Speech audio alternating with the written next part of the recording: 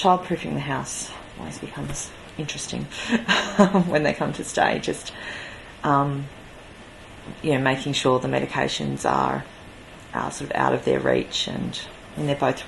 I've got other nieces and nephews, but these two I see really regularly, and they come and stay each holidays for a few days. And they're both really good, but my nephew's 12. It's only a matter of time till he's going to become much more curious about it and stuff, and I know I need to be conscious of that. And my niece, who's 7, is a nice age where she's old enough to know not to touch it, and young enough not to have that teenage curiosity of, you said I can't, so I should. So in that respect, she's a sort of really good age. But then I had my brother come for Australia Day weekend, who lives up the coast, and his children are younger.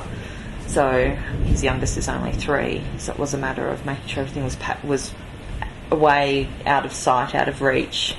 But when my back's bad, me reaching up causes back spasms, so I don't normally have things up high that I need to get to regularly. So yeah, I guess very conscious of making sure. I mean, living on my own, it's not an issue most of the time, but sure. But I do, but when the kids come, it's sort of okay. I need to pack all this away.